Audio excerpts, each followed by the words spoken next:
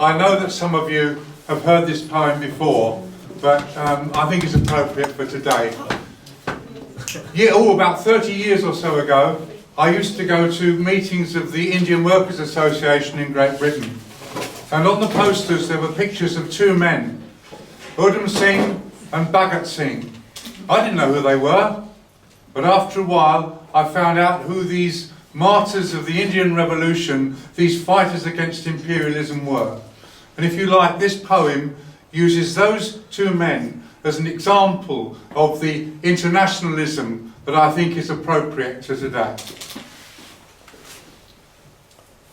Who are these men? What are they to me, these dead men from a land across the sea? They dared against the British Raj to raise their hand. If my own countrymen decreed their death, why should I take a stand?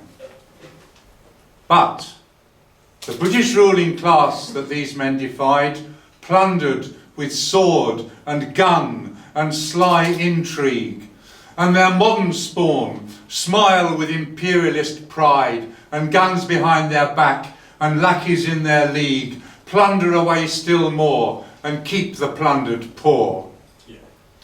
That class, born in my land of birth, are not my kith and kin. Despoilers of the earth, my eyes must not be dazzled by shared whiteness of the skin, for the great imperial heel that straddles o'er the globe and tramples the oppressed of other lands takes balance from the other boot we feel.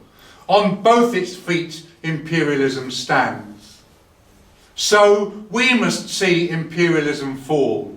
The British working class must take its stand and recognise its common cause with all who take the sword of freedom in their hand. Onward then with revolution's tide, and though each stage befits its time and place, who fights our foe is fighting by our side. It matters not their colour or their race. Such men were Uddham Singh and Baghat Singh, martyrs not just of India's freedom fight, but heroes of all workers and oppressed. So let their names unite us in our might, as thinking not in terms of black or white, but who is enemy and who is friend, we struggle to achieve our common end. Death to imperialism is our cry. It is our common banner. Raise it high.